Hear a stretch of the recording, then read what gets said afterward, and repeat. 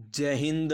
वंदे मातरम। प्यारे साथियों, सभी को मेरा प्यार भरा नमस्कार। तो कैसे हैं आप सभी? उम्मीद होगी कि सभी स्वस्थ होंगे, मस्त होंगे और अपनी अपनी तैयारी में व्यस्त होंगे। और इसी तैयारी को और मजबूत और शानदार और जानदार बनाने के लिए हम कर रहे हैं कक्षा 10 की पुस्तक है राजस्थान का इतिहास एवं संस्कृति। जी हाँ दोस्तों, ऐसी पुस्तक जहां से अधीनस्थ बोर्ड तो लाइन टू लाइन क्वेश्चन पूछता है और आरपीएससी भी जहां से क्वेश्चन पूछती है। और हम कर रहे हैं इसके यूनिट नंबर 10 है और आज हमारी ये यूनिट भी कंप्लीट है हो जाएगी। दोस्तों कौन सी यूनिट है? यूनिट नंबर 10 भी हमारी कंप्लीट हो जाएगी, जिसका नाम है राजस्थान के प्रमुख पर्यटन स्थल। क्या नाम है? राजस्थान के प्रमुख पर्यटन स्थल है। इससे पहले हमने दोस्तों 2 नंबर यूनिट कंप्लीट कर लिया। जिस साथी ने क्लास नहीं लगाई है ना, एक बार इस क्लास को लगा लीजिए। मैं दावे के साथ कहता हूं आप 2 नंबर से लेकर जो हमारी यूनिटें हो चुकी है 3 number, 4 number, 5 number, 6 number, 7 number, 8 number और 9 नंबर है, आप क्लास से जरूर लगाओगे, क्योंकि इतने शानदार जानदार मजेदार तरीके से मैं आपको कराने वाला हूं। पहले मैं यहां पर इस पुस्तक की व्याख्या कराऊंगा, उसके बाद आपको क्वेश्चन करवाऊंगा, उसके बाद प्यारे साथियों आपको प्रीवियस ईयर क्वेश्चन करवाए जाएंगे। तो चैनल को अभी कुछ नहीं करना, सब्सक्राइब नहीं करना। जो नए साथी है ना, उनको कह रहा हूं मैं, आपको क्लास पूरी देखनी है। क्या करना है? क्लास को पूरी की पूरी देखनी है और पूरी देखने के बाद आपको डिसाइड करना है कि अब लाइक करना है, कमेंट करना है कि सब्सक्राइब करना है। पहले स्क्रीन की जो होती है ना स्क्रीन, उसको बड़ा कीजिए, छोटा मत रखिए, बीच में आप शॉर्ट देखने लग जाओगे वरना, ठीक है ना? तो बड़ी कर लीजिए। हमारी 10 नंबर यूनिट चल रही है, जिसकी हमारी 3 क्लासें हो चुकी है, 1 नंबर, 2 नंबर, 3 नंबर। अब हमारी आज 4 नंबर क्लास रहने वाली है और ये आज की क्लास में हमारा कंप्लीट हो जाएगा चैप्टर, जिसका नाम है राजस्थान के प्रमुख पर्यटन स्थल। तो चलिए स्टार्ट करते हैं, लाइन टू लाइन पढ़ते हैं और आपको पढ़ने का तरीका भी पता चलेगा कि किस प्रकार पुस्तक को पढ़ना है हमें। तो पहला यहां पर सबसे पहले देखिए, यहां पर क्या दे रखा है। यहां पर पहले व्याख्या करेंगे, उसके बाद आपको क्वेश्चन करा दूंगा, ठीक है ना? तो देखिए, पर्यटन आज विश्व के सबसे बड़े उद्योगों में स्थान बना चुका है। यानी इस लाइन से हमें क्या पता चला है कि पर्यटन क्या है? वर्तमान समय में उद्योग है। यानी पर्यटन क्या हो गया? एक प्रकार का उद्योग हो चुका है। वर्तमान क्वेश्चनों के ट्रेंड के अनुसार ये क्वेश्चन आ सकता है। पर्यटन, पहली लाइन आएगा, क्या आएगा? कथन, निम्न कथनों पर विचार कीजिए। ये लीजिए, इस प्रकार आएगा, निम्न कथनों पर विचार कीजिए, आएगा ना? और देखिए, पर्यटन आज विश्व में क्या हो चुका है? बड़े, सबसे बड़े उद्योगों में स्थान बना चुका है। और राजस्थान में पर्यटन को उद्योग का दर्जा कब दिया जाता है? 1989 में दिया जाता है। कब दिया जाता है? 1989 में राजस्थान में पर्यटन को उद्योग का दर्जा दिया जाता है। अब इन 2 लाइनों से एक क्वेश्चन आपसे एग्जामिनर पूछेगा। क्वेश्चन क्या पूछेगा? निम्न कथनों पर विचार कीजिए, या निम्न कथन और कारण का उत्तर दीजिए। कथन नंबर 1, कथन नंबर 1 क्या आएगा?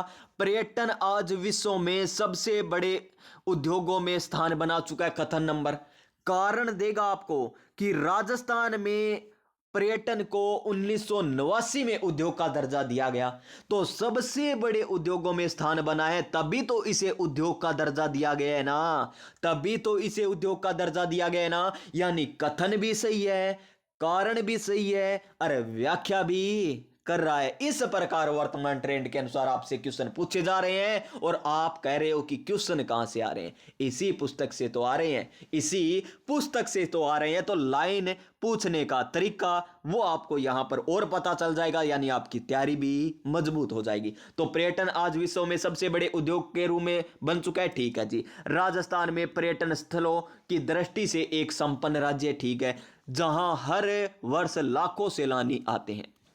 आंकड़े बताते हैं, हम नहीं बताते, आंकड़े बता रहे हैं कि भारत आने वाला हर तीसरा पर्यटक राजस्थान आता ही आता है। रंग रंगीलो राजस्थान में आता ही आता है। और राजस्थान में पर्यटन विभाग की स्थापना 1956 में की गई। अब वन लाइनर क्वेश्चन आएगा तो ऐसे आएगा कि राजस्थान में पर्यटन विभाग की स्थापना कब की गई थी? तो यह कब की गई? 1956 में की गई थी, ठीक है। और राजस्थान में पर्यटन को उद्योग का दर्जा कब दिया गया? तो 1989 में दिया गया था। और इसी क्वेश्चन को अगर कथन में पूछे तो निम्न कथनों पर विचार कीजिए, निम्न कथनों पर विचार कीजिए। राजस्थान में पर्यटन विभाग की स्थापना 1956 में की गई। कथन नंबर 2, राजस्थान में पर्यटन को उद्योग का दर्जा 1989 में दिया गया। दोनों के दोनों कथन सही हो जाएंगे। या फिर क्वेश्चन ऐसे भी आ सकता है कि निम्न कथनों पर विचार कीजिए। कथन नंबर 1, भारत आने वाला हर तीसरा पर्यटक राजस्थान में आता है।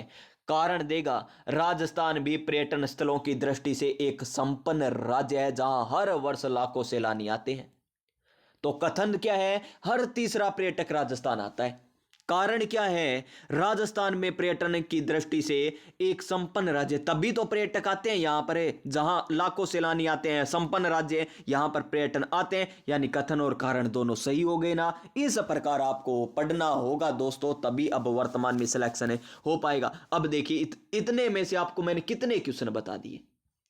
आप इतने क्वेश्चन बनाते क्या? ना जी ना, आप नहीं बनाते। अब बनाने आपको इसी प्रकार क्वेश्चन, प्रत्येक लाइन से क्वेश्चन आपको बनाने होंगे, तभी आपका क्या हो जाएगा, जीके तैयार हो पाएगा कक्षा 10 की। आप कहते हो कि मैंने तो 10 बार पढ़ ली, कोई कहता है मैंने 5 बार पढ़ ली, कोई कहता है 3 बार पढ़ ली है, कोई कहता है मैंने 15 बार पढ़ ली। याद नहीं होती, याद इस प्रकार होगी, खुद क्वेश्चन बनाइए, ठीक है ना दोस्तों। अब चलिए आगे। आज प्रत्येक देश पर्यटन से विदेशी मुद्रा प्राप्त करना चाहता है और इस हेतु प्रचार प्रसार भी कर रहा है। राजस्थान सरकार भी इस दिशा में सराहनीय प्रयास कर रही है। राजस्थान को पर्यटन की दृष्टि से 10 सर्किटों में बांटा जाना इसी प्रयास का परिणाम है।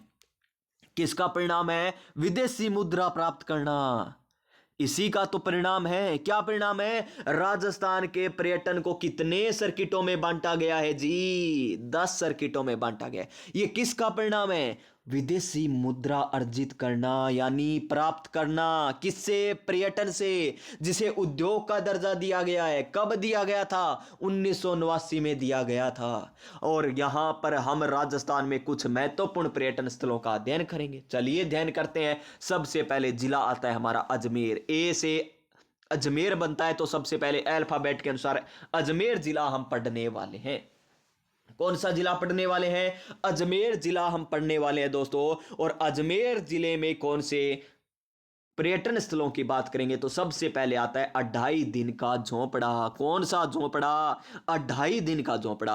और 2.5 दिन के झोंपड़े का निर्माण किसने करवाया? ये पहले क्या था और इस झोंपड़े का निर्माण कौन कराता है दोस्तों? ये झोंपड़ा है ना, ये पहले क्या था? एक संस्कृत महाविद्यालय हुआ करता था। ये पहले क्या था? संस्कृत महाविद्यालय था। लेकिन बाद में क्या होता है? इस महाविद्यालय को तोड़कर क्या बना दिया जाता है? मस्जिद के रूप में तब्दील कर दिया जाता है।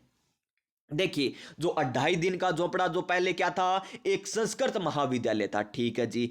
इसको तोड़कर क्या कर दिया जाता है? मस्जिद का रूप दे दिया जाता है, ठीक है जी, मस्जिद का रूप दे दिया। अब बात आती है कि ये पहले तो क्या था? संस्कृत महाविद्यालय था, बाद में मस्जिद बनाए, यानी संस्कृत महाविद्यालय का निर्माण भी कोई करवाएगा जी। जब इसको कोई तोड़ेगा फिर मस्जिद के रूप में तब्दील करेगा तो इसका भी निर्माण कोई करवाएगा जी। तो कौन करवाता है इनका निर्माण?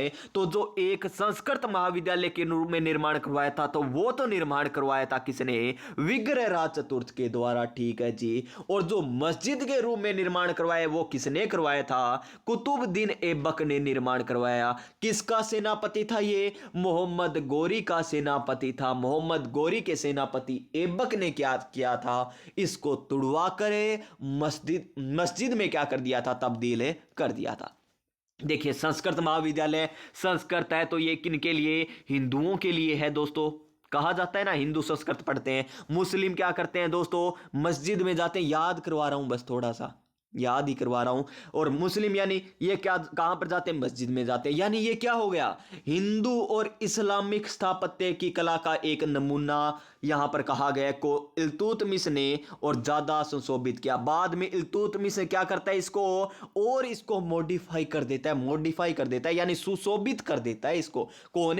इल्तुतमिश। कौन करता है जी? इल्तुतमिश। किसमें? हिंदू और इस्लामिक स्थापत्य कला में। किसमें? हिंदू और इस्लामिक स्थापत्य कला में कर देता है।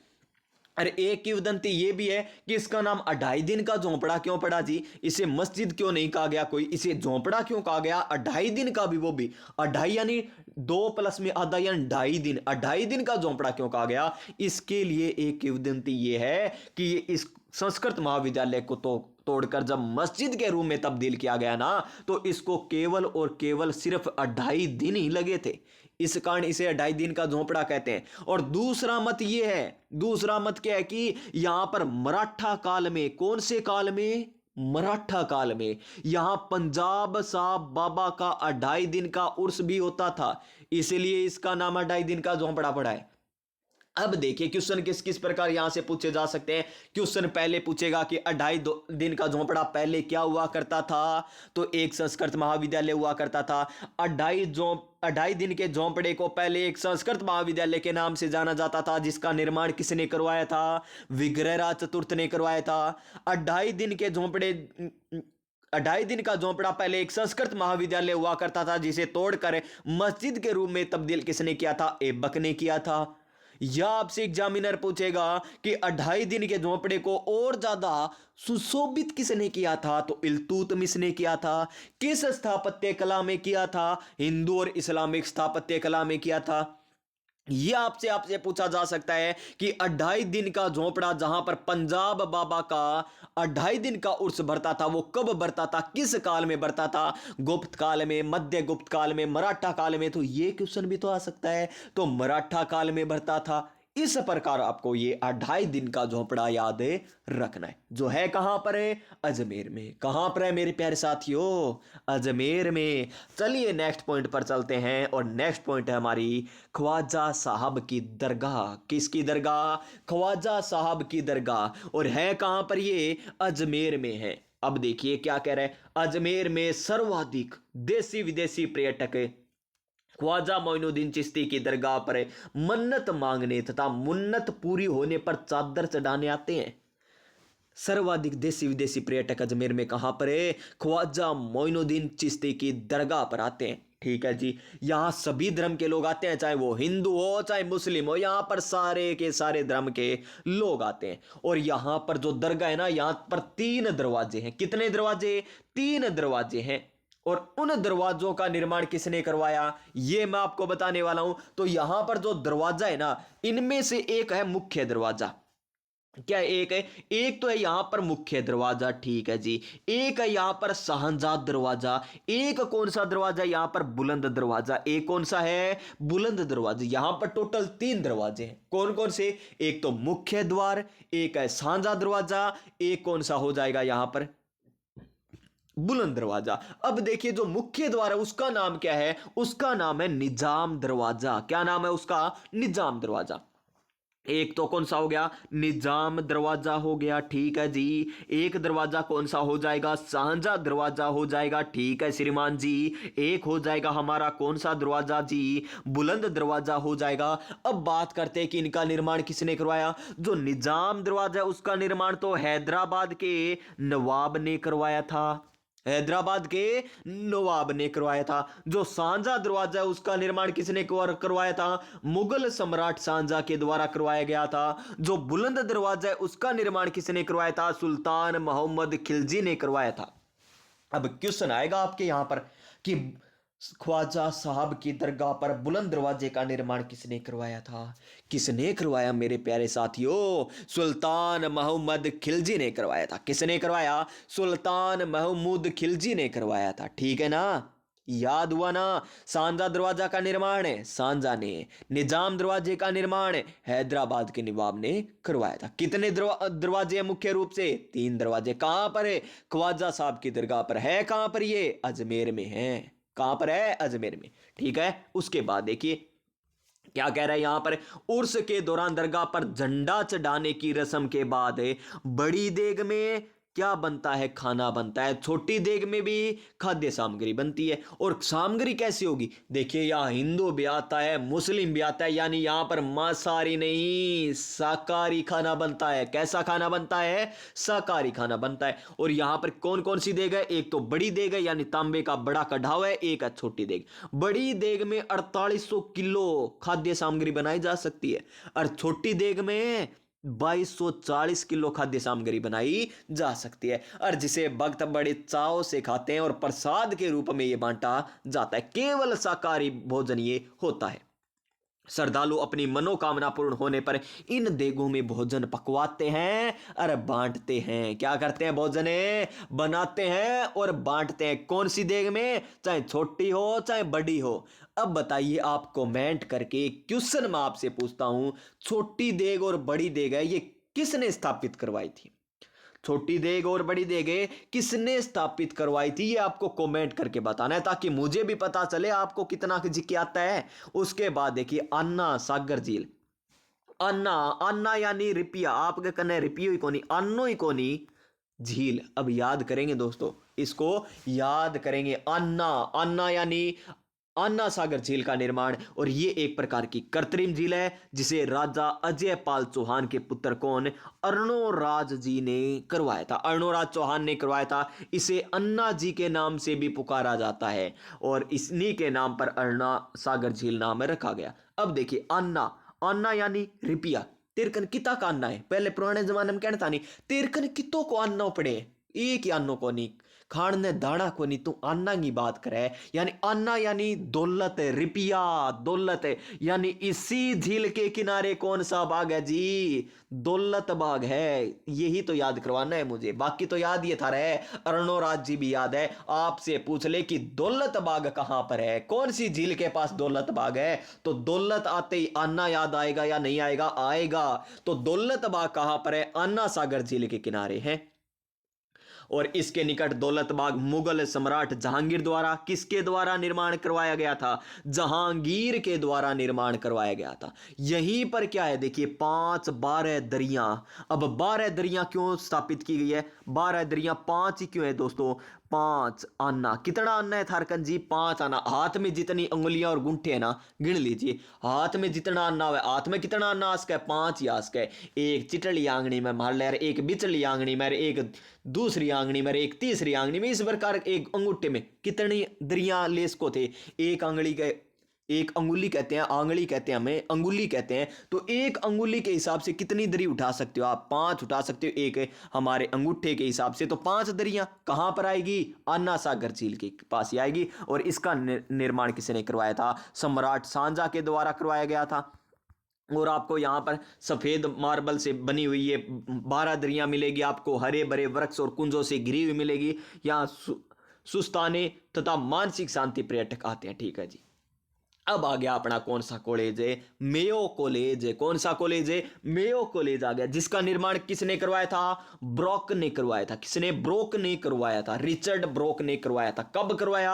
1875 में। कौन सी शैली में इसका निर्माण करवाया था? तो इंडो सौर सैनिक शैली में करवाया था, यानी भारतीय प्लस में अरबी। और किससे निर्मित है ये? संगमरमर से निर्मित है। अब पूछ ले आपसे कि मेयो कॉलेज की स्थापना किसने की थी? ब्रोक के द्वारा की गई।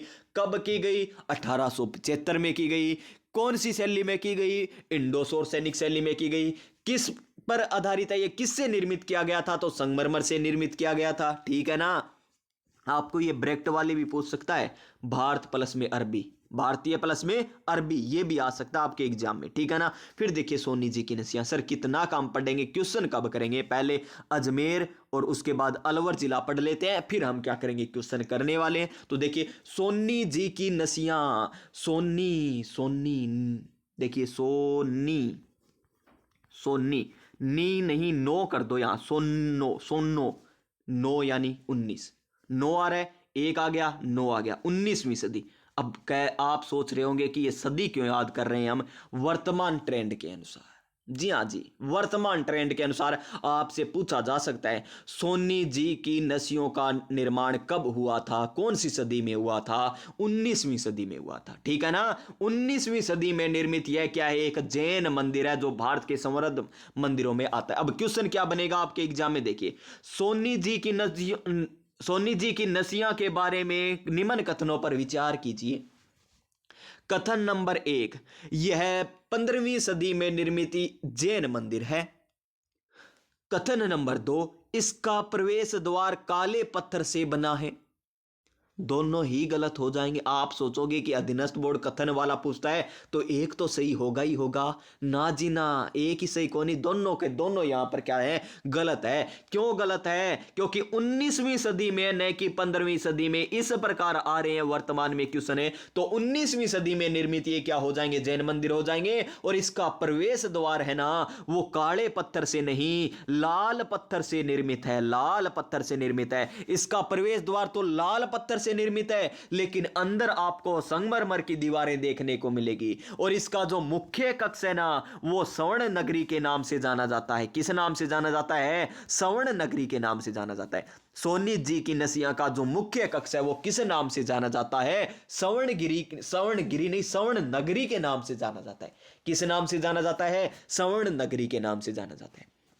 प्रवेश द्वार लाल पत्थर से बना है, अंदर से संगमरमर की दीवारें हैं, ठीक है ना। और यहां पर आपको काष्ठ की आकृतियां शुद्ध स्वर्ण पत्थरों से जैन तीर्थंकरों की छवियां भी आपको देखने को मिलेगी। उसके बाद आता है हमारा ब्रह्मा मंदिर। ब्रह्मा जी का मंदिर देखें तो पूरे विश्व में एकमात्र ब्रह्मा जी का मंदिर कहां पर है? पुष्कर में स्थित है, ठीक है जी। जो किससे निर्मित है? संगमरमर से निर्मित है। और चांदी के सिक्कों से जड़ा हुआ लाल शिखर और हंस की छवि वाले मंदिर में ब्रह्मा जी की चतुर्मुखी प्रतिमा गर्भगृह में किस प्रकार की मूर्ति या प्रतिमा स्थापित की गई है? तो चतुर्मुखी प्रतिमा है। और ब्रह्मा जी का वाहन क्या है? हंस है। ये यहां पर दे रखा है, एग्जाम में आ जाए कि ब्रह्मा जी के वाहन का नाम क्या है? हंस है, चील है, बाज है, क्या है जी? तो हंस याद रखना है, फिर आप ढूंढते फिरोगे। ओ क्वेश्चन तो किसी कोचिंग आ रहा है, कौन कराए? मान तो करा रखे जी, कक्षा 10 की किताब में। कौन सी किताब में? कक्षा 10 की किताब में लिख रखा है कि ब्रह्मा जी का वाहन क्या था? हंस था। आप कहोगे कि हमने तो गुग्गा जी पढ़ा, रामदेव जी पढ़ा, तेजा जी पढ़ा, ये ब्रह्मा जी के वाहन का नाम पूछ रहे हैं जी। पेपर मुश्किल आता है, लेकिन कक्षा 10 की पुस्तक से ही आता है। कौन सा पेपर है? अधीनस्थ बोर्ड का, आरपीएससी का नहीं कह रहा जी, आरपीएससी का पेपर है। इसमें से मात्र आपको अगर 20 क्वेश्चन आते हैं ना जीके के, तो 4 या 5 आरपीएससी के मिलेंगे, लेकिन अधीनस्थ बोर्ड के 20 में से आपको 19 के लगभग मिल जाएंगे, ठीक है ना। उसके बाद देखिए यहां पर इंपॉर्टेंट लाइन आती है। क्या लाइन आती है? यह लाइन बहुत कम साथियों को पता होगा कि इस मंदिर में सूर्य भगवान की संगमरमर की मूर्ति प्रहरी के भांति खड़ी है। कौन से मंदिर में सूर्य भगवान की संगमरमर की मूर्ति प्रहरी के रूप में खड़ी है? तो वो कौन सा मंदिर हो जाएगा? ब्रह्मा जी का मंदिर हो जाएगा। और ऐसा प्रतीत होता है, ऐसा प्रतीत होता है, और क्या प्रतीत होता है कि भगवान जो सूर्य है ना, सूर्य भगवान है, उनकी जो मूर्ति ऐसी है कि मूर्ति ऐसी दिखाई दे रही है मानो कि जूते पहने हो। क्या पहने हो? जूते पहने हो। यानी आपसे क्वेश्चन पूछा जा सकता है कि कौन से मंदिर की या कौन सी मूर्ति की यह विशेषता है कि सूर्य भगवान की मूर्ति, ये तो आ गया दोस्तों। कौन से भगवान की, या कह देगा, या कौन से मंदिर में ऐसी मूर्ति है जो जूते पहने हुए दिखाई देती है? तो वो ब्रह्मा जी के मंदिर में सूर्य भगवान की मूर्ति है। ब्रह्मा जी के मंदिर में सूर्य भगवान जी की मूर्ति है। उसके बाद देखिए सावित्री मंदिर, सावित्री मंदिर की बात करें, सावित्री माता जी का मंदिर की बात करें, तो ये ब्रह्मा जी के मंदिर के पीछे है, ठीक है जी, जो ब्रह्मा जी की पहली पत्नी थी। और यहाँ सीढ़ियाँ भी बनी हुई है, नीचे झील भी आप देख सकते हैं, ठीक है जी। ब्रह्मा जी ने पुष्कर में यज्ञ करने के लिए गायत्री से दूसरा विवाह किया था, गायत्री से दूसरा विवाह किया। सावित्री जी क्या थी? पहली पत्नी थी, ठीक है। इससे नाराज होकर पहली पत्नी सावित्री जी ने क्या किया? उन्हें श्राप दिया, जिससे के फलस्वरूप पूरे विश्व में ही ब्रह्मा जी का केवल एक ही मंदिर पुष्कर में है, ठीक है ना। और अब सावित्री मंदिर पर क्या है? रोपवे की सुविधा भी उपलब्ध है, ठीक है। उसके बाद देखिए पुष्कर सरोवर, जिसे किस नाम से जाना जाता है? तीर्थराज के नाम से जाना जाता है। किस नाम से? तीर्थराज के नाम से जाना जाता है। और इसे क्या कहते हैं? सभी तीर्थ स्थलों का राजा भी कहा जाता है। सभी तीर्थ स्थलों का राजा किसे कहा जाता है? पुष्कर को कहा जाता है। किसको कहा जाता है? पुष्कर को कहा जाता है दोस्तों। और इसे तीर्थराज के नाम से भी जाना जाता है। और यहां पर दोस्तों ऐसी मान्यता है कि यहां पर डुबकी लगाने से तीर्थ यात्रा संपन्न हो जाती है। जितनी भी तीर्थ यात्रा है ना, सारी संपन्न मानी जाएगी भी। पुष्कर सरोवर में अगर आपने डुबकी लगा ली तो अर्ध गोलाकार रूप में है ये, लगभग 9 से 10 मीटर गहरी यह झील 500 से अधिक मंदिरों और 52 घाटों से घिरी। कौन सा सरोवर भी 52 घाटों से घिरा हुआ है? तो पुष्कर सरोवर। ठीक है, ये था अजमेर के पर्यटन स्थल के बारे में, अजमेर पर्यटन स्थल के बारे में। अब आप पढ़ रहे हो कहीं और, प्यारे विद्यार्थियों, कक्षा 10 की पुस्तक है, तो देखना आप वहां पर किस तरीके से पढ़ रहे हो, आपको व्याख्या किस प्रकार करवाई जा रही है। अब हम आप अलवर जिला पढ़ने के बाद क्वेश्चन करेंगे, फिर आप डिसाइड करना कि आपको ये चैनल सब्सक्राइब करना है कि नहीं करना। मैं पहले नहीं कहता कि सब्सक्राइब कर लो, ना जी ना, अब आपको डिसाइड करना होगा बाद में। तो देखिए, अब सरिस्का टाइगर रिजर्व की बात करें। अब सभी कह रहे हैं सन वाला क्यों आ गया, आया था ना मेरे हिसाब से 3rd ग्रेड में मैथ वाले में आया था ये क्वेश्चन, ये आया था सरिस्का वाला।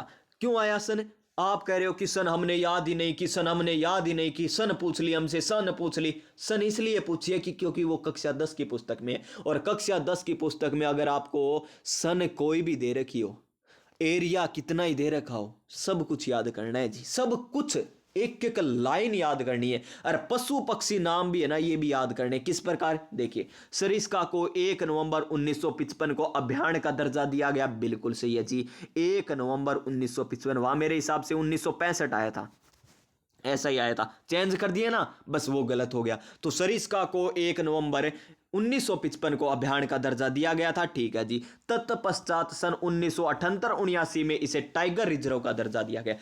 देखिए, अभ्यारण्य का दर्जा तो कब दिया जाता है, 1 नवंबर 1955 को दिया जाता है, और इसे टाइगर रिजर्व का दर्जा कब दिया जाता है, 1978-79 में दिया जाता है। 1978-79 में इसे टाइगर रिजर्व का दर्जा, और 1955 वो भी 1 नवंबर, ये भी याद रखना है, 1 जुलाई ना दे दे एग्जामिनर, पता नहीं आपको, 1 नवंबर 1955 को अभ्यारण्य का दर्जा दिया गया। और इसका क्षेत्रफल कितना है, 1203 किलोमीटर वन क्षेत्र ये में फैला हुआ है। यहां पर बाघ के अलावा विभिन्न प्रकार के पशु पक्षी देखने को मिलेंगे, जैसे नील गाय हो गया, लोमड़ी, जंगली सुअर, खरगोश, तेंदुआ, चित्तड़, सांबर और बंदर, ये भी यहां पर पाए जाते हैं। और पक्षियों की बात करें तो जंगल बेबलर। अब आएगा मजा, यहां से क्वेश्चन पूछेगा एग्जामिनर आपसे कि बेबलर, बुलबुले, कीवले और क्रेस्टेड संप्रेट, इगल, रेड सपरफाउल और सैंड ग्राउजर, वुड पेकर आदि पाए जाते हैं। कहां पर पाए जाते हैं जी, ये सारे के सारे सरिस्का टाइगर रिजर्व में पाए जाते हैं। आपसे क्वेश्चन इसी प्रकार पूछेगा कि इगल, रेड सपरफाउल और सैंड ग्राउज और वुड पेपर कहां पर पाए जाते हैं, वुड पेकर कहां पर पाए जाते हैं ये पक्षी, तो ये पाए जाते हैं सरिस्का टाइगर रिजर्व में, ठीक है ना। उसके बाद देखिए भानगढ़, भानगढ़, ओहो जी, भानगढ़ का नाम ही मत लो यहां पर दोस्तों, क्योंकि कुछ भी हो सकता है भानगढ़ का नाम लेने से। भानगढ़ देखिए, सरिस्का वन्य अभ्यारण्य से 50 किलोमीटर की दूरी पर भानगढ़ स्थित है। आमेर के महाराजा किसने, भगवान दास, क्या इन्होंने निर्माण करवाया, ना जी ना, के पुत्र माधव सिंह ने, के पुत्र माधव सिंह ने अपनी प्रथम नगरी के रूप में भानगढ़ की स्थापना की थी। तो भानगढ़ की स्थापना कौन करता है, इनका, किनका पुत्र है, भगवान दास का पुत्र, क्या नाम था, माधव सिंह था। क्या नाम था, माधव सिंह था, जिनके द्वारा क्या किया गया था, भानगढ़ की स्थापना की गई थी। कालांतर में भानगढ़ के वीरान होने के संबंध में अनेकों किंवदंतियां प्रचलित हो गई है, ठीक है जी। भारत को भानगढ़ को भारत में सर्वाधिक रहस्यमयी स्थान होने का भी दर्जा है, क्या है, दर्जा है या गौरव प्राप्त हुआ है, ठीक है जी। आज भी इस किले के खंडरों में 7 मंजिला भवन के अवशेष मिलेंगे। 7 मंजिला महल के अवशेष कहां पर मिलेंगे, यहीं पर मिलेंगे। सुव्यवस्थित बाजार, दुकानें, सोमेश्वर महादेव मंदिर, गणेश मंदिर, तालाब भी आपको नजर आएंगे, और आपको और कुछ भी नजर यहां पर आ सकता है दोस्तों, क्योंकि ये है भानगढ़। क्या है, ये है भानगढ़, यहां पर आपको कुछ भी नजर आ सकता है जी। रहस्यमय है, आपको रात को यहां पर नहीं जाना है दोस्तों। अगर रात में जाएंगे तो ये क्लास आपको लगाने का कोई फायदा नहीं मिलेगा दोस्तों, सब कुछ भूल जाओगे वहां पर जाकर। उसके बाद आता है मुंशी महारानी की छतरी। मुंशी सी कोनी जी, 80, ये याद हो गया ना। मुंशी महारानी की छतरी को 80 खंभों की छतरी भी कहा जाता है, 80 खंभों की छतरी भी इसे कहा जाता है। मुंशी सी से 80, याद हो गया, मुंशी महारानी की छतरी। और इसका निर्माण किसने करवाया था, इसका निर्माण करवाया था दोस्तों किसने, महाराजा बख्तावर सिंह ने। किसने करवाया, महाराजा बख्तावर सिंह ने निर्माण करवाया। किस कला में करवाया था, भारतीय और इस्लामिक शैली में इसका निर्माण करवाया था। किससे करवाया था, सफेद संगमरमर से इसका निर्माण करवाया था, ठीक है जी। किसकी स्मृति में करवाया था? रानी मुंशी रानी की स्मृति में इसका निर्माण करवाया था। और इस छतरी में 12 विशाल स्तंभ और 27 अन्य स्तंभ भी आपको देखने को मिलेंगे। अब आती है मोस्ट इंपोर्टेंट बात कि कौन सी छतरी के आंतरिक भाग में भगवान श्री कृष्ण, श्री रामचंद्र जी यहां पर भगवान जी आ जाएंगे और लक्ष्मी जी और सीता माता की छवियां चित्रित की गई है। तो वो मुंशी महारानी की छतरी है, जो है कहां पर है? अलवर में है।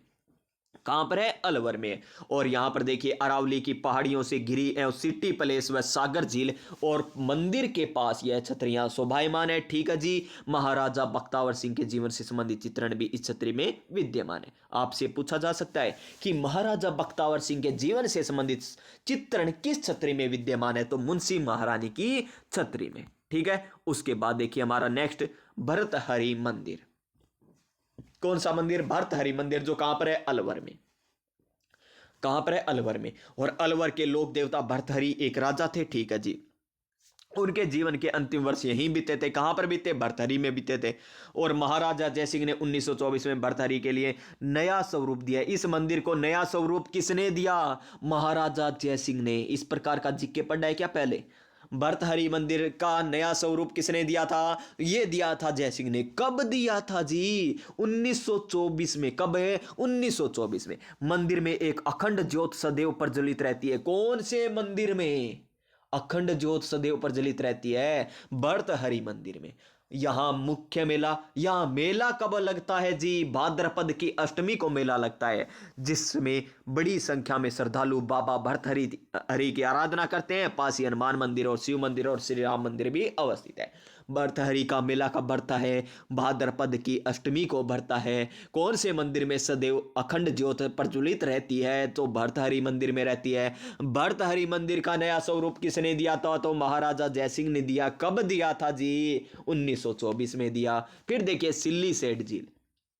कौन सी झील है? सिल्ली सेठ झील। और यह कहां पर? अरावली के पश्चिमी छोर पर पहाड़ों के बीच प्रसिद्ध सिल्ली सेठ झील अवस्थित है। अलवर से सरिस्का। अलवर से सरिस्का जाते समय 15 किलोमीटर की दूरी पर यह झील है। अलवर से चलेंगे ना 15 किलोमीटर की दूरी पर सरिस्का झील आ जाएगी, जिसका निर्माण किसने करवाया था? विनय सिंह ने करवाया था। बांध के रूप में निर्माण करवाते कौन? विनय सिंह। कब करवाते? 1845 में। आएगा क्या जी? आएगा।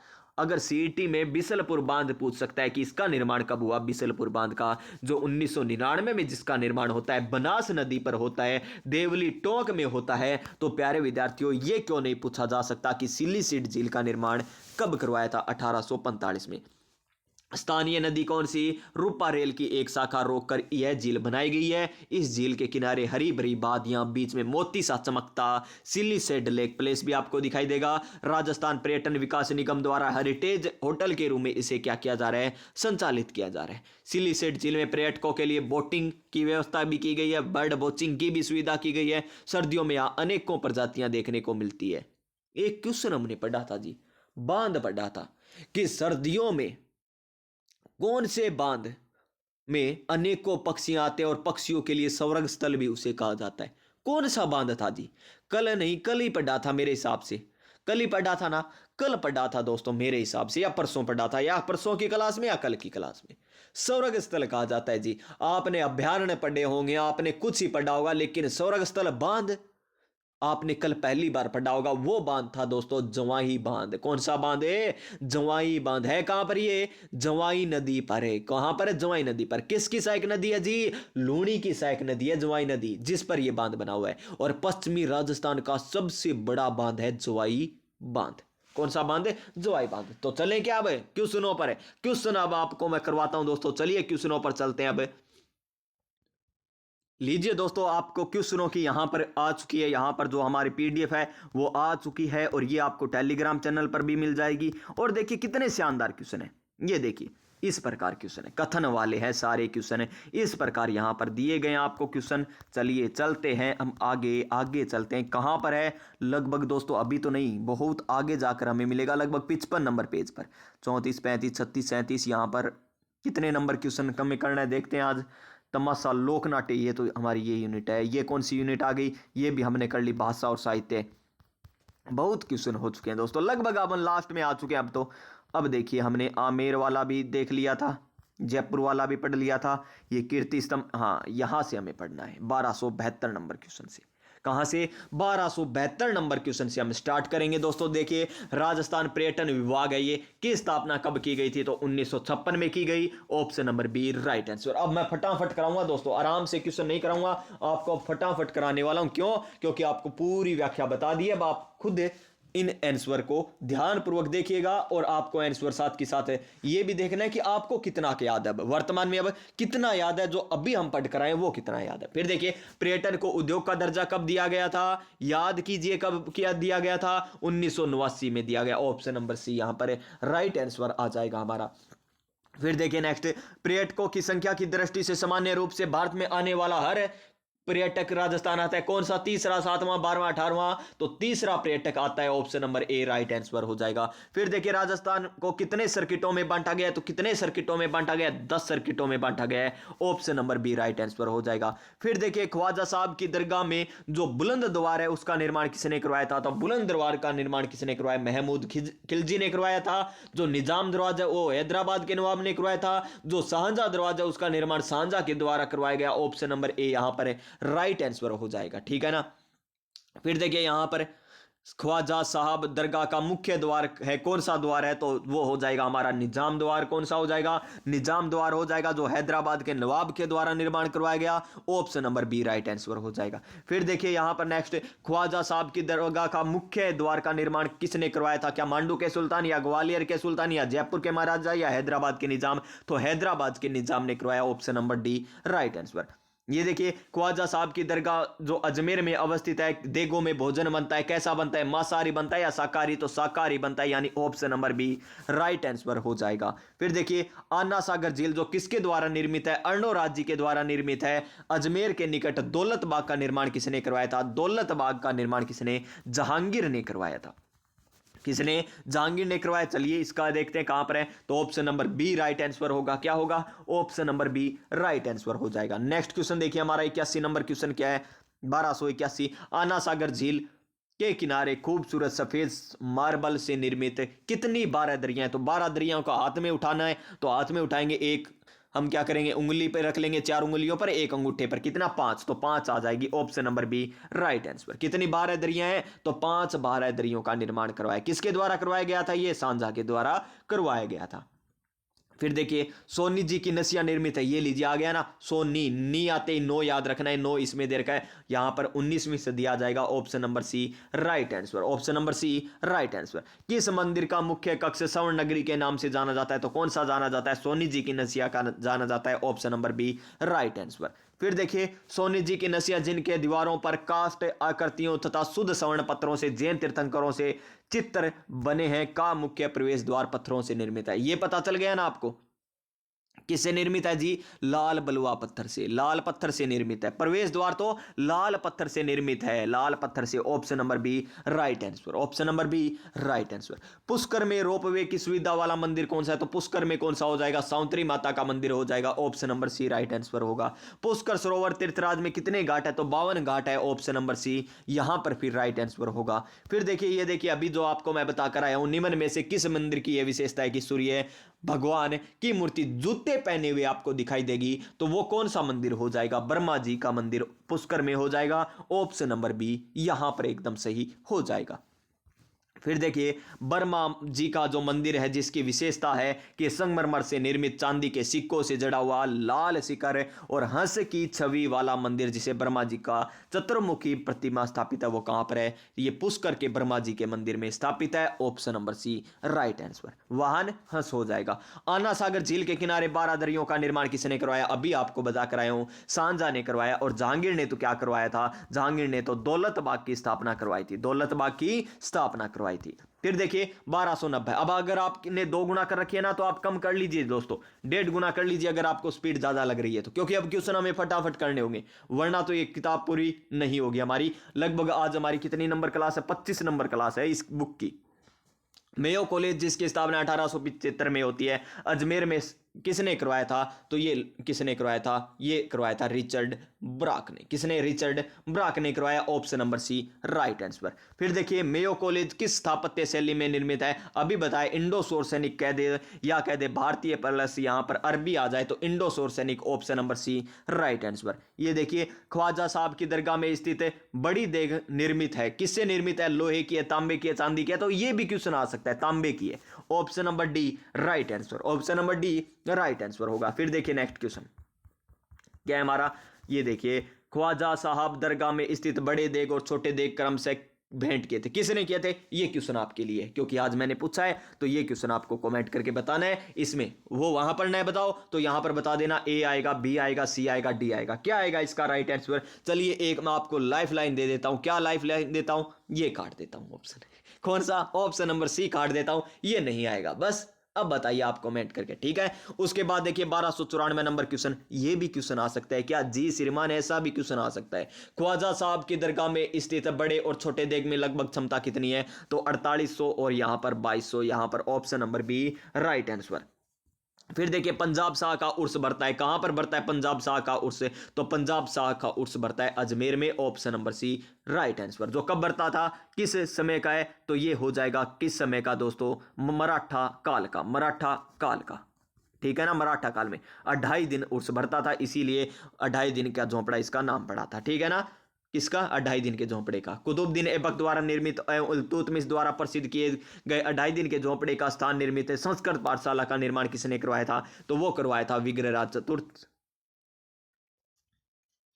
किसने करवाया?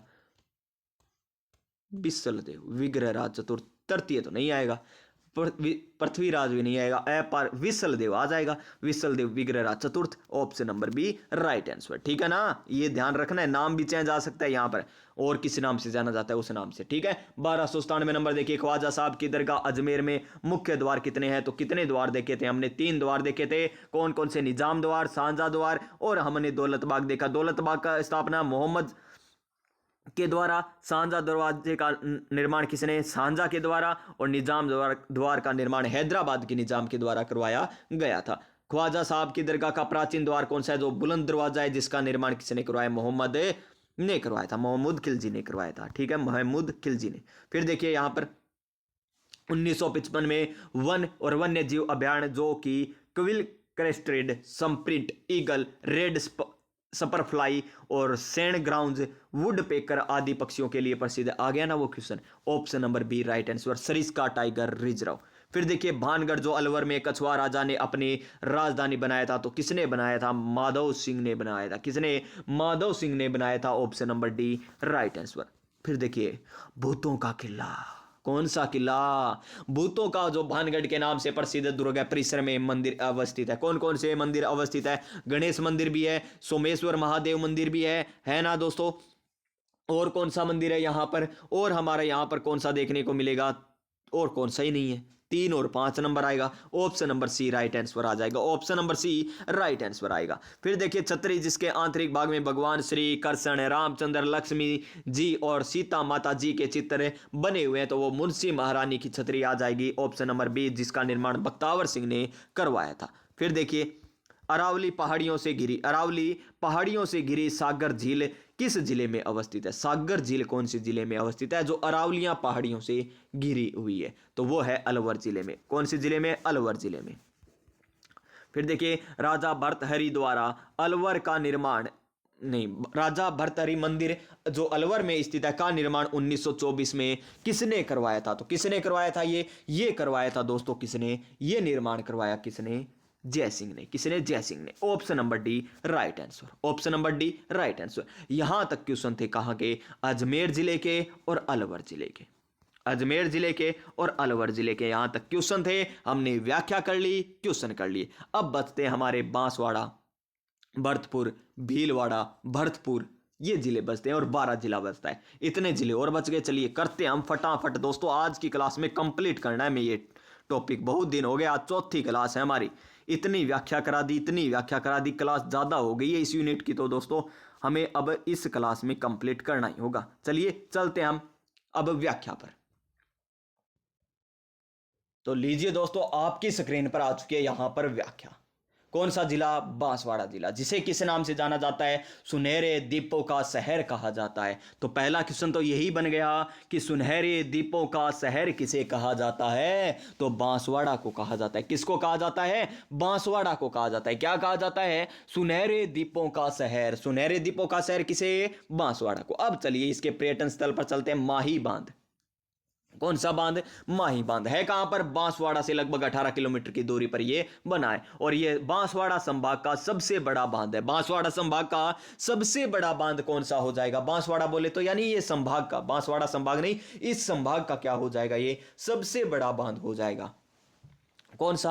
बांसवाड़ा। बांसवाड़ा कौन से संभाग में आता है? ये पता है क्या आपको? उदयपुर में आता है क्या? जी श्रीमान, उदयपुर में आता है क्या? तो इस संभाग का क्या हो जाएगा? ये सबसे बड़ा बांध हो जाएगा। इसमें 16 गेट है। कितने गेट है? 16 गेट है। बांध की कुल लंबाई याद रखनी है क्या? जी श्रीमान याद रखनी है, 3.10 किलोमीटर है। कितनी? 3.10 किलोमीटर है। ठीक है। वर्षा काल में जब ये पूर्ण भर जाता है तो सभी गेट खोलने पर जो दृश्य होता है ना, उसका नजारा देखने का आनंद ही कुछ और होता है, अनुपम और मनोकारी होता है। ठीक है ना। इसे देखने पूरे वर्ष सैलानी इंतजार करते हैं। यहां वाटर स्पोर्ट्स की असीम संभावनाएं। ठीक है। उसके बाद देखिए त्रिपुरा सुंदरी माता का मंदिर बांसवाड़ा डूंगरपुर मार्ग पर। क्वेश्चन आएगा कि त्रिपुरा सुंदरी माता का मंदिर किस मार्ग पर अवस्थित है? तो बांसवाड़ा डूंगरपुर मार्ग पर अवस्थित है। कौन से गांव में? तलवाड़ा गांव के उमराई गांव में। देखिए तलवाड़ा ग्राम के समीप कौन सा गांव है? उमराई गांव है, वहां पर यह मंदिर अवस्थित है। कौन से गांव में? उमराई गांव में अवस्थित है। मंदिर के उत्तरी भाग में सम्राट कनिष्क के समय का एक शिवलिंग होने से कहा जाता है कि यह स्थान कनिष्क के पूर्व काल से ही प्रतिष्ठित है। जी हां दोस्तों, यहां पर क्या है, जो मंदिर बना हुआ है त्रिपुरा माता का मंदिर, जैसे ये हमारा क्या हो जाएगा? ये मंदिर हो जाएगा। ये क्या मंदिर हो गया? ये हमारा, इस मंदिर के उत्तर में क्या है? एक शिवलिंग की स्थापना है और वो किस काल का है? कनिष्क के काल का है। यानी किसके काल का है? कनिष्क के काल का है। तो कहा जाता है कि ये जो मंदिर बना है ना, त्रिपुरा सुंदरी का मंदिर, ये जो क्षेत्र है वो स्थान कनिष्क से पूर्व काल का ही कहा जाता है। काले पाषाण की सिंह पर सवार 18 भुजाओं वाली दिव्य आयुष विशाल प्रतिमा। कितने भुजाओं वाली प्रतिमा स्थापित है? 18 भुजाओं वाली है, जो शक्तिपीठ के रूप में जानी जाती है। स्थानीय लोग इन्हें क्या कहते हैं? तरतई माता के नाम से भी जाना जाता है। तरतई माता के नाम से किन्हें जाना जाता है? त्रिपुरा सुंदरी को जाना जाता है। त्रिपुरा महालक्ष्मी के नाम से भी इन्हें जाना जाता है। त्रिपुरा महालक्ष्मी के नाम से भी इन्हें जाना जाता है। और इस मंदिर के समीप जो शिलालेख लगा है विक्रमी संवत 1540 का लगा हुआ है। देश विदेश से शक्तिपीठ मां त्रिपुरा सुंदरी की आस्था का प्रमुख धार्मिक पर्यटन स्थल है, जहां पर चैत्र और आश्विन नवरात्रों में यहां पर मेला भरता है। ठीक है। उसके बाद देखिए यहां पर मानगढ़ धाम देखा है। मानगढ़ धाम की देखिए, जिसे राजस्थान का जलियांवाला बाग के नाम से भी जाना जाता है, जो बांसवाड़ा से 85 किलोमीटर की दूर पर आनंदपुरी के समीप। कहां पर है? आनंदपुरी के समीप। हमने देखा एक तो उमराई गांव देखा जो त्रिपुरा माता से संबंधित था, यहां पर आनंदपुरी देख रहे हैं, आनंदपुरी गांव देख रहे हैं। आनंदपुरी के समीप क्या है? राजस्थान गुजरात की सीमा पर। कौन सी सीमा पर? राजस्थान महाराष्ट्र, राजस्थान हरियाणा। कौन सी सीमा? राजस्थान गुजरात की सीमा पर। कथन कारण वाले में कैसे ही आ सकता है? तो राजस्थान गुजरात की सीमा पर यह क्या है? अवस्थित है। यह स्थान आदिवासी अंचल में स्वाधीनता आंदोलन के अग्रज माने जाने वाले महान संत कौन? गोविंद गुरु की क्या रही है? कर्मस्थली रही है। गोविंद गुरु जी की कर्मस्थली कौन सी है? मानगढ़ धाम है। कौन सी है? मानगढ़ धाम है। और कहा जाता है कि, कहा क्या जाता है दोस्तों, है ही दोस्तों, हकीकत है ये तो, अंग्रेजी हुकूमत के खिलाफ जब स्वतंत्रता की मांग कर रहे थे, यहां पर इस पहाड़ी पर 1500 राष्ट्रभक्त आदिवासियों पर क्या चला दी गई थी? गोलियां चला दी गई थी। और यहां पर प्यारे विद्यार्थियों अनेक क्या हुई थी?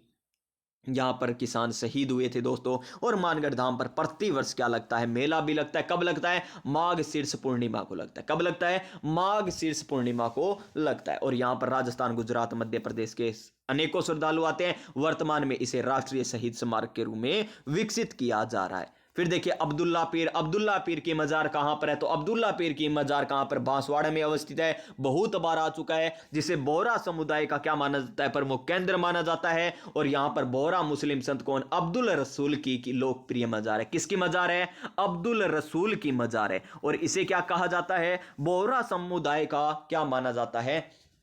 प्रमुख केंद्र माना जाता है, ठीक है ना। और शहर के दक्षिणी भाग में स्थित इस दरगाह को अब्दुल्ला पीर के नाम से भी जाना जाता है। इसके बाद आता है हमारा बारा जिला। कौन सा जिला? बारा जिला आता है।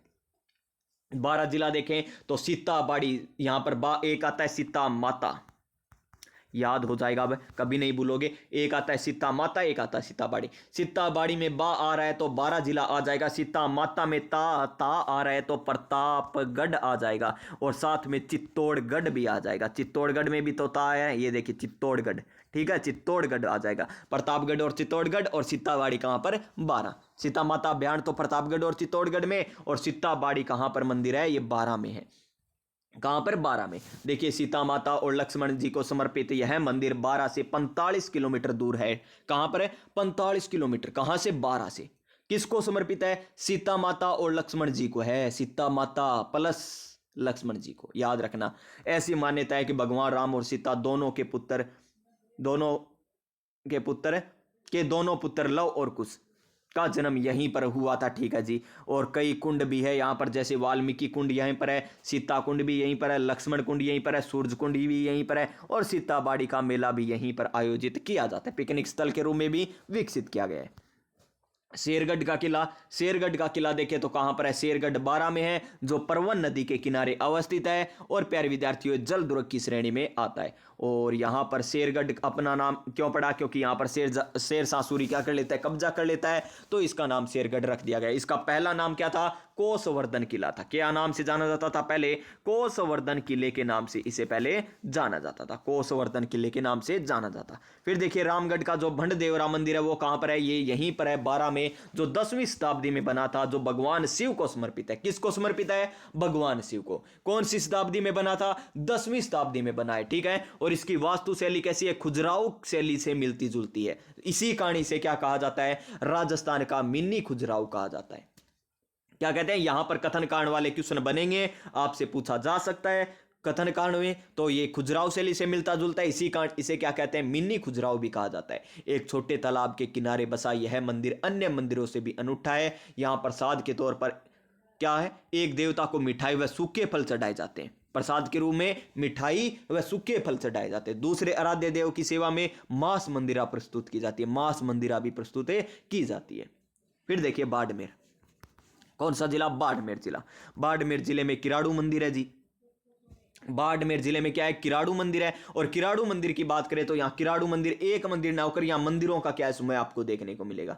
कितने समय? 5 मंदिर आपको देखने को मिले, जिनमें से सर्वश्रेष्ठ माना जाता है कौन सा मंदिर? सोमेश्वर महादेव मंदिर सर्वोच्च कोटि का है। सोमेश्वर महादेव मंदिर क्या है? सर्वोच्च कोटि का माना जाता है। और थार के रेगिस्तान में चमकते लाल माणक जैसे मंदिर में यह लाल माणक जैसे प्रतीत होता है, ठीक है जी, जिन्हें आप देखें तो देखते ही रह जाएं। सोलंकी वास्तुशैली में उभरे, कौन शैली में? सोलंकी वास्तुशैली में उभरे कंगूरे स्तंभ और पत्थर पर की गई बारीक नक्काशी का काम इतने सुंदरता के साथ किया गया है, मानो क्या किया जा रहा है यहां पर? मानो प्यारे साथियों यहां पर मंदिर में साक्षात भगवान ही आ गए हो। और इन मंदिरों को भगवान शिव को समर्पित किया गया। भगवान शिव को समर्पित है। किन को समर्पित है? भगवान शिव को। यहां पर कितने मंदिर है? 5 मंदिर है। कौन सी शैली में? सोलंकी वास्तुशैली में। और लाल माणक जैसा मंदिर आपको दिखाई देगा, जिसमें सर्वोच्च मंदिर कौन सा? सोमेश्वर महादेव मंदिर हो जाएगा। फिर देखिए यहां पर कौन सा? श्री नाकोड़ा जी का जैन मंदिर। ये कहां पर है? ये भी कहां पर है? ये बाड़मेर में। आलम शाह ने इसका निर्माण, यहां पर आलम शाह का निर्माण नहीं, आलम शाह ने क्या किया था? इस पर हमला किया था। कब किया था? 13वीं सदी में किया था। आलम शाह ने क्या करता है? यहां पर आक्रमण करता है। कब करता है? 13वीं सदी में करता है। कौन करता है? आलम शाह करता है। और इसको क्या कर लिया था दोस्तों? लूट कर ले गया था। कौन से मंदिर में? नाकोड़ा जी के मंदिर में लूट मचाई थी। लेकिन भाग्यवश भगवान की प्रतिमा को नहीं ले जा सका। गांव वालों ने इस हमले का आभास होने पर उन्हें इस मूर्ति के गांव में ही जाकर छिपा दिया था। शांति होने के बाद 15वीं सदी में क्या किया गया? मूर्ति को पुनः स्थापित किया जाता है। वैसे 3री सदी में निर्मित है। ये कौन सी सदी में निर्मित है? 3री सदी में निर्मित है। कौन सा मंदिर है? नाकोड़ा जी का जैन मंदिर 3री सदी में निर्मित है। और पुनर्निर्मित कब किया जा चुका है? निर्मित इस मंदिर को कई बार पुनर्निर्मित किया जा सकता है। और यह सबसे बड़ा मंदिर पार्श्वनाथ जी का है। यहां सबसे बड़ा मंदिर किनका है? पार्श्वनाथ जी का है। तो पार्श्वनाथ जी का मंदिर कहां पर है? श्री नाकोड़ा जी जैन मंदिर। कहां पर? बाड़मेर में। फिर देखिए रानी बटियाणी मंदिर। रानी बटियाणी मंदिर की बात करें तो भुआ शाह के नाम से प्रसिद्ध है। कौन है? रानी बटियाणी देवी। और ये क्या है? हिंदू देवी मानी जाती है, जो पश्चिमी राजस्थान और सिंध पाकिस्तान के लिए क्या है? पूजनीय मानी जाती है। बाड़मेर के कौन से गांव में? जसोल गांव में। त्रिपुरा माता उमराई गांव में। आनंदपुरी गांव में मानगढ़ धाम। जसोल गांव में रानी बटियाणी मंदिर। ठीक है ना?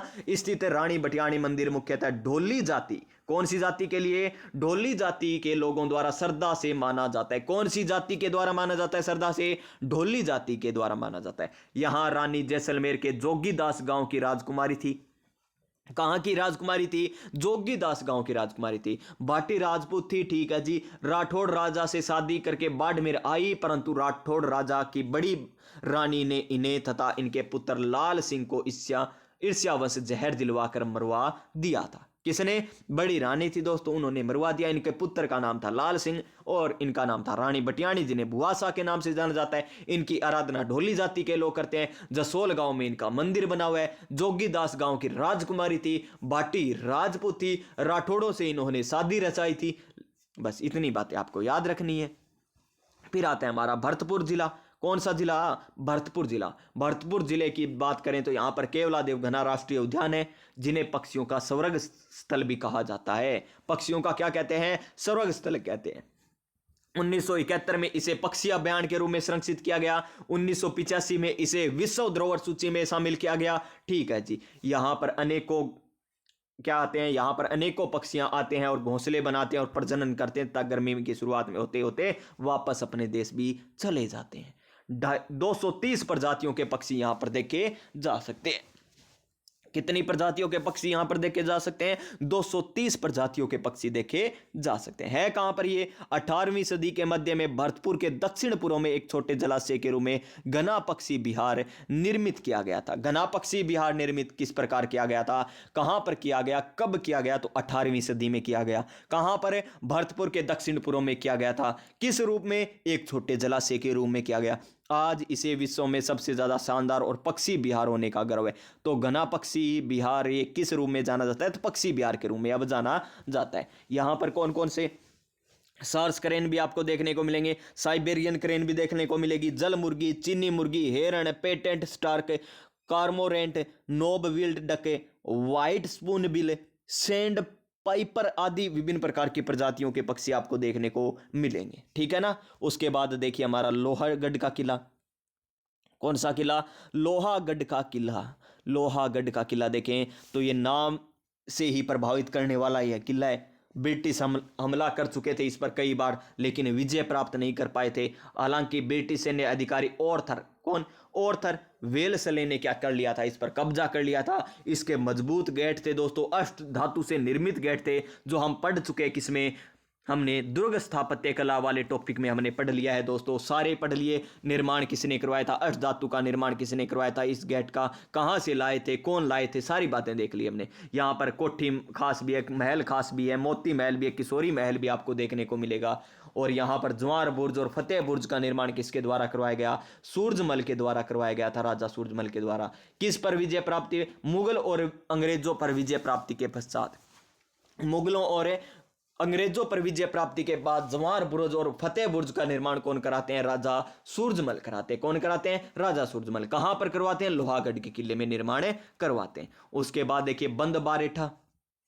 बंद बारेठा देखें तो ये हमारा कहां पर है? भरतपुर जिले में। जो क्या था? शासकों का पुराना वन्य जीव अभ्यारण्य था। शासकों का पुराना वन्य जीव अभ्यारण्य कौन सा था? बंद बारेठा था, जहां पर क्या करते थे? शिकार खेलने के लिए केवल शाही परिवार ही आता था। और अब ये किसके अधीन है? वन विभाग के अधीन है। और इसका निर्माण इस यहां पर बंद बारेठा, यहां बांध का निर्माण कौन करवाता है? जसवंत सिंह बांध का निर्माण करवाता है। कब करवाता है? 1866 में करवाता है। लेकिन ये तो शुरू करवाता है, पूरा कौन करवाता है इस बांध को? 1897 में महाराजा राम सिंह के द्वारा इसका क्या किया गया था?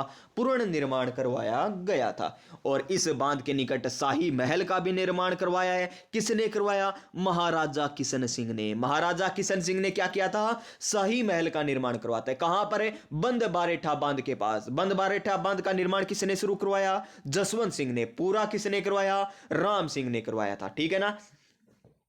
और देखिए ये निजी संपत्ति मानी जाती है भरतपुर परिवार की। भरतपुर शाही परिवार की। और बंद बारेठा में चौपाया जानवरों के अलावा 2000 से अधिक प्रजातियों के पक्षी भी विचरण करते हैं। फिर आता है हमारा कौन सा, गंगा मंदिर। गंगा मंदिर कहां पर है? ये गंगा मंदिर भरतपुर में अवस्थित है, जो राजपूत, मुगल और द्रविड़ स्थापत्य के शैली का क्या सुंदर मिश्रण आपको देखने को मिलता है। राजपूत, मुगल और द्रविड़ स्थापत्य शैली का जो सुंदर समन्वय देखने को मिलेगा वो गंगा मंदिर में देखने को मिलेगा। इसका निर्माण किसने शुरू करवाया था? बलवंत सिंह के द्वारा शुरू करवाया गया था। कितने समय तक चला था? 90 वर्षों तक चला था। जिस क्वेश्चन ने पशु परिचर और 4th ग्रेड में भौकाल मचाया वो यही क्वेश्चन है। ये वही मंदिर है, गंगा मंदिर, जिसका निर्माण 1845 में शुरू होता है और 90 वर्षों तक चलता है। शुरू तो बलवंत सिंह ने करवाया था, तो लेकिन यह चला किसके समय तक था? विजेंद्र सिंह के समय इस मंदिर में देवी गंगा की मूर्ति की स्थापना की गई थी। ठीक है ना, विजेंद्र सिंह के समय इसमें मूर्ति की स्थापना की जाती है, गंगा नदी की मूर्ति की स्थापना की जाती है। गंगा सप्तमी और गंगा दशहरे के अवसर पर यहाँ बड़ी संख्या में लोग आते हैं। और यहाँ मुख्य आकर्षण केंद्र क्या है? भगवान कृष्ण, लक्ष्मी नारायण और शिव पार्वती की मूर्तियां यहाँ पर प्रमुख है। ठीक है ना। और देखिए यहाँ पर ऐसी मान्यता है कि इसके निर्माण के लिए राज्य के सभी कर्मचारियों ने क्या किया था? समर्थ लोगों ने 1 माह का वेतन भी दान दिया था, तभी ये 90 वर्षों में जाकर बना। इतना सुशोभित बना होगा दोस्तों, इतना शानदार बना होगा, देख के आना पड़ेगा गंगा मंदिर को। तो भीलवाड़ा देखिए, जिसे वस्त्र नगरी भी कहा जाता है। क्या कहा जाता है? भीलवाड़ा को वस्त्र नगरी कहा जाता है। किसको कहा जाता है वस्त्र नगरी? भीलवाड़ा को कहा जाता है। और भीलवाड़ा के प्रमुख पर्यटन स्थल देखें तो सबसे पहले आता है मेनाल जलप्रपात। कहां पर है ये? कोट्टा रोड पर। कहां पर? भीलवाड़ा से लगभग 80 किलोमीटर दूर कोट्टा रोड पर अवस्थित है। ठीक है। और ये प्यारे विद्यार्थियों, अलौकिक और नेसगृहिक वैभव के कारण हजारों पर्यटकों की संख्या में यहाँ पर देखने को मिलते हैं। चारों ओर जंगलों से घिरा मेनाल का झरना, ठीक है जी, ठीक है। और क्या 150 फीट गहरी है। यहाँ पर ये इंपॉर्टेंट है, मेनाल में शिव का अत्यंत सुंदर और वैभवशाली मंदिर भी अवस्थित है। फिर आता है हमारा क्या, मांडलगढ़। मांडलगढ़ भी कहां पर है? मांडलगढ़ भी भीलवाड़ा में अवस्थित है। मांडलगढ़ भी कहां पर है? भीलवाड़ा में अवस्थित है। तो देखिए, भीलवाड़ा से 54 किलोमीटर दूर इस जगह का ऐतिहासिक महत्व है, क्योंकि यह मध्यकाल के इंपोर्टेंट दौरान कई युद्धों का साक्षी रहे। तो मांडलगढ़ किस काल के दौरान कई युद्धों का साक्षी रहे? तो मांडलगढ़ ये रहे मध्यकाल किसमें? इतिहास प्रसिद्ध हल्दी घाटी के युद्ध के दौरान मुगल सम्राट अकबर ने इस स्थान पर डेरा जमाया था। हल्दी घाटी युद्ध के दौरान मुगल सम्राट अकबर ने डेरा कहां पर जमाया था? तो मांडलगढ़ में जमाया था। ठीक है ना। लगभग आधा मील लंबा किला पहाड़ी के शिखर पर प्राचीन और खाई के सुरक्षा के साथ अड़ीग है। माना जाता है कि किला बालनोट राजपूतों के एक प्रमुख द्वारा निर्मित किया गया था। किनके द्वारा निर्मित किया गया है? मांडलगढ़ का जो किला है वो किया गया बालनोट राजपूतों के द्वारा। किले में कितने मंदिर हैं? 2 मंदिर हैं। एक तो भगवान शिव को समर्पित है और एक भगवान श्री कृष्ण जी को समर्पित है। 2 मंदिर हैं, एक भगवान शिव को समर्पित है, एक भगवान कृष्ण जी को समर्पित है। मांडलगढ़ के किले का निर्माण बालानोट राजपूतों के किसी प्रमुख ने निर्माण करवाया था, माना जाता है दोस्तों। फिर आता है हमारा शाहपुरा। कौन सा आता है? शाहपुरा होता है। और शाहपुरा कहां पर है? भीलवाड़ा में। शाहपुरा कहां पर है? भीलवाड़ा में, जो माना जाता है राम सनई संप्रदाय का क्या, संप्रदाय के अनुयायियों का प्रमुख तीर्थ स्थान माना जाता है, जो सन 1804 में स्थापित हुआ था। 4 दरवाजे वाली दीवारों से घिरा राम सनई संप्रदाय का अनुयायी होने के लिए सन 1804 में स्थापित तीर्थ स्थान भी है। कौन सा? शाहपुरा। और यहां पर क्या होता है? यहां पर 5 दिन के लिए, कितने दिन के लिए? 5 दिन के लिए फूल डोल मेले का आयोजन किया जाता है। वार्षिक मेला है ये, साल में एक बार लगता है, लेकिन 5 दिन लगता है। कब लगता है? फाल्गुन शुक्ल में लगता है, मार्च अप्रैल में लगता है। फाल्गुन शुक्ल हो या मार्च अप्रैल हो, याद रखना है। और इसके उत्तरी भाग में एक विशाल महल परिसर है, जो छज्जों और मीनारों और छतरियों को सुशोभित करता है। इसके ऊपरी भाग से रमणीय झील और शहर का सुंदर दृश्य भी देखा जा सकता है। स्वतंत्रता सेनानी केसरी सिंह, जोरावर सिंह और प्रताप सिंह बारठ यहीं के रहने वाले थे। इंपॉर्टेंट है, यानी त्रिमूर्ति स्मारक यहाँ पर हो जाएगा। बारठ जी की हवेली यहीं पर हो जाएगी, जो वर्तमान में राजकीय संग्रहालय के रूप में। पीवणिया तालाब कहाँ पर है? तो पीवणिया तालाब शाहपुरा भीलवाड़ा में है। और शाहपुरा पारंपरिक फड़ चित्रण कहाँ का प्रसिद्ध है? तो फड़ चित्रण भी शाहपुरा का प्रसिद्ध है।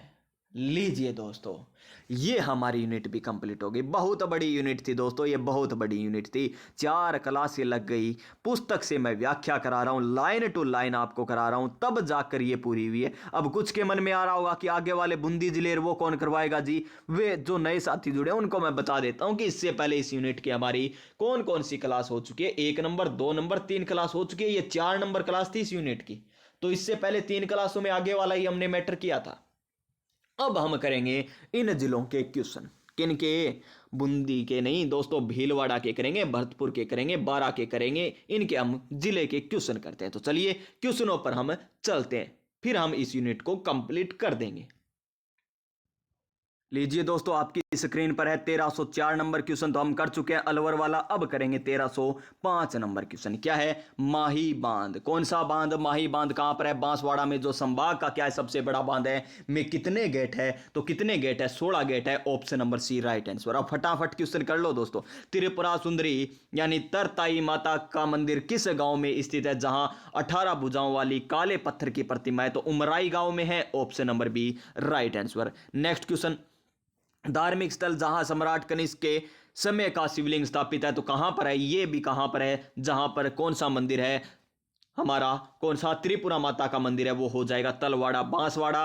Option number C right answer. Option number C right answer. फिर देखिए अब्दुल रसूल की दरगाह कहां पर है? तो अब्दुल रसूल की दरगाह कहां पर है? जहां पर बोरा संप्रदाय का क्या है? धार्मिक केंद्र माना जाता है। वो कहां पर है? जहां पर अब्दुल्ला पीर की मजार है वो कहां पर है? बांसवाड़ा में अवस्थित है। Option number B right answer. फिर देखिए वाल्मीकि, सीता, लक्ष्मण एवं सूर्य कुंड स्थित है कहां पर है? ये प्यारे विद्यार्थियों सीता बाड़ी, जहां पर बा से 12 जिले में अवस्थित है।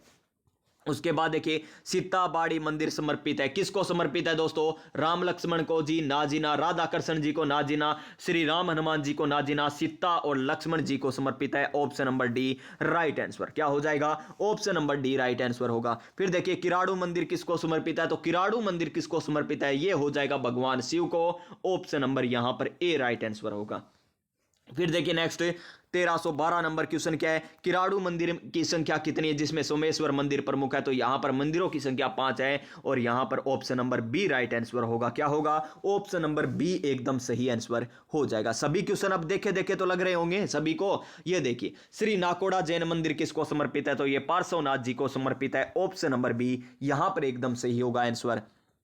फिर देखिए नेक्स्ट 1314 नंबर क्वेश्चन क्या है? केवलादेव घना राष्ट्रीय उद्यान को विश्व धरोहर सूची में कब शामिल किया गया था? तो इसे 1985 में शामिल किया गया। ऑप्शन नंबर बी यहां पर एकदम सही आंसर हो जाएगा। 1315 नंबर क्वेश्चन, लोहागढ़ दुर्ग पर कब्जा करने वाले अंग्रेज अधिकारी कौन था? तो वो कौन था? यहां पर हो जाएगा कौन? लेख नहीं है, बर्टन नहीं है, कंबर मियर आएगा। Option number D right answer. Option number D right answer. Lohagarh दुर्ग में स्थित स्मारक कौन सा है? तो किशोरी महल भी है, कोठी महल भी है। किशोरी महल भी है, कोठी खास भी है। आगे भी है क्या? आगे देख लेते हैं। आगे हमारा मोती महल भी है और फतेह बुर्ज भी है, यानी सारे के सारे हैं, सारे के सारे। फतेह बुर्ज, फतेह बुर्ज तो नहीं पढ़ा हमने। फतेह बुर्ज तो हमने नहीं पढ़ा। फतेह बुर्ज पढ़ा था क्या? नहीं पढ़ा। तो यहां पर सी तय आएगा, यानी 1 2 3 राइट आंसर होगा, 4 नहीं होगा। फिर देखिए भरतपुर का मंदिर जिसमें निर्माता में राज्य के सभी कर्मचारियों और समृद्ध लोगों को 1 माह का वेतन दान करते थे, जो 90 वर्षों में जाकर बना था, गंगा मंदिर हो जाएगा, जो बलवंत सिंह के द्वारा निर्माण शुरू किया गया था और मूर्ति स्थापना विजेंद्र सिंह के द्वारा की गई थी। ठीक है ना? 1318 नंबर क्वेश्चन, गंगा सप्तमी एवं गंगा दशहरा कहां का प्रसिद्ध है? तो ये कहां का हो जाएगा?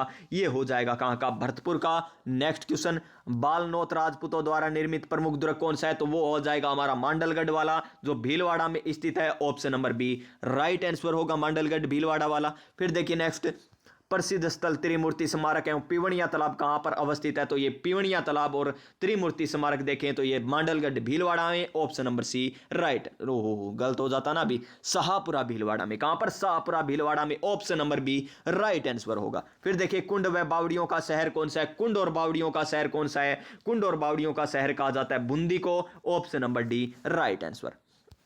फिर देखिए बूंदी महाराव अनिरुद्ध सिंह ने अपनी क्या यहां पर रानी की स्मृति में या भाई की स्मृति में या सेवादार की स्मृति में जो 84 खंभों की छतरी का निर्माण करवाया है, जिसकी नक्काशी में हिरण, हाथी और अप्सरा का चित्र है, वो कौन से आ जाएंगे यहां पर? यहां पर आ जाएगा हमारा राइट आंसर रानी आएगा ना, तो यहां पर या सेवादार, सेवादार आएगा। यहाँ पर सेवादार की स्मृति में, option number C right answer. Next question 23 number, Band Baretha Bharatpur का निर्माण किसने करवाया था? तो इसका निर्माण किसने करवाया था?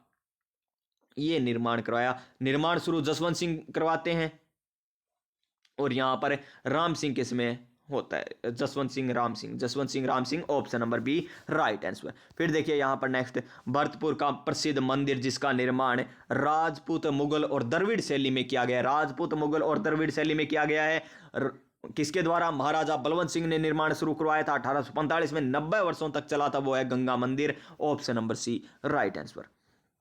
फिर देखिए नेक्स्ट क्वेश्चन हमारा, श्री नाकोड़ा जी मंदिर पर 13वीं सदी में हमला किया था, किसने किया था? तो ये किया था किसने? आलम शाह ने। किसने किया? आलम शाह ने किया, option number D right answer. फिर देखिए नेक्स्ट, जोगीदास गांव जैसलमेर की राजकुमार रानी बटियाणी बुआसा के नाम से जो प्रसिद्ध है, का मंदिर कहां पर है? तो जसोल गांव में है, तो जसोल गांव ऑप्शन नंबर सी में, तो right answer option number C.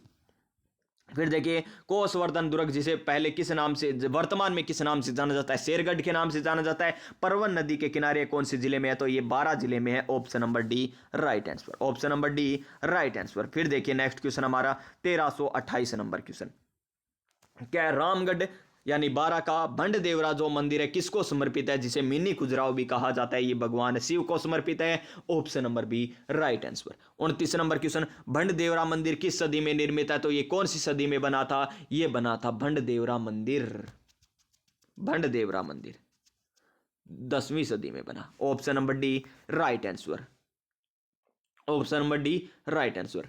फिर देखिए नेक्स्ट क्वेश्चन, त्रिपुरा सुंदरी या तरताई माता का मंदिर जो है, जो मेला भरता है वर्ष में कितनी बार भरता है? तो ये मेला भरता है जो उमराई गांव में भरता है, वर्ष में 2 बार भरता है, option number B right answer. और हाँ प्यारे साथियों, एक बात और बतानी है आपको, अगर मेरे से कोई क्वेश्चन गलत हो जाता है ना, तो आप कमेंट करके बता देना, ठीक है ना? ये क्वेश्चन का आंसर आपने गलत बता दिया, हो सकता है पहले मैंने व्याख्या बताई हो, यहां पर मैं अलग बता दूं, हो सकता है दोस्तों, होने का क्या है, आपके जैसा ही मैं इंसान हूं। फिर देखिए राजस्थान में जलियांवाला बाग के नाम से प्रसिद्ध स्थल जहां घटना वर्ष 1913 की है, वो कौन सा है? मानगढ़ हो जाएगा, option number B right answer. Mangarh Dham में मेले का आयोजन कब होता है? तो माघ पूर्णिमा का होता है, ऑप्शन नंबर यहां पर ए राइट आंसर होगा। क्या होगा? Option number A right answer हो जाएगा। नेक्स्ट क्वेश्चन पर चलिए, माघ पूर्णिमा, अभी गलत हो जाता ना, माघ पूर्णिमा को तो मेला लगता है दोस्तों, कहाँ पर है? ये बणेश्वर धाम में मेला लगता है, बणेश्वर धाम में मेला लगता है, जहाँ पर सोम माई जाखम तीनों नदियों का संगम होता है। संत माओ जी के द्वारा यहाँ पर क्या किया गया था? मंदिर का निर्माण किया गया था, और खंडित शिवलिंग की पूजा की जाती है, 5 भागों में खंडित है, और यहाँ पर आदिवासियों का कुंभ कहा जाता है माघ पूर्णिमा वाले को, तो यहाँ पर आएगा मार्गशीर्ष पूर्णिमा, option number C right answer. Bhartrihari मेला कब भरता है जी? भर्तहरि मेला भरता है चैत्र माह में, या भाद्रपद में, आश्विन में, या फाल्गुन में, ये अष्टमी को तो भरता है। ये भरता कब है? तो ये भरता है भाद्रपद माह में, option number B right answer. Bhartrihari मेला कहां पर? अलवर में। सिलेसिड झील जो अलवर का निर्माण 1845 में किसने करवाया था? तो ये निर्माण किसने करवाया था? ऑप्शन नंबर सी विनय सिंह ने निर्माण करवाया, ऑप्शन नंबर सी। सुनहरे दीपों का शहर किसे कहा जाता है? तो ये बांसवाड़ा को कहा जाता है, option number C right answer. Munshi Maharani की छतरी जो अलवर में मुंशी महाराजा की रानी थी, तो ये बख्तावर सिंह की रानी थी, option number C right answer. Next question, Munshi Maharani की छतरी का निर्माण किसने करवाया था? तो बख्तावर सिंह ने करवाया था, option number C right answer. फिर देखिए बख्तावर सिंह ने नहीं, विनय सिंह ने करवाया था। किसने करवाया था? विनय सिंह ने करवाया था, option number A right answer. ऊपर वाला क्वेश्चन क्या था?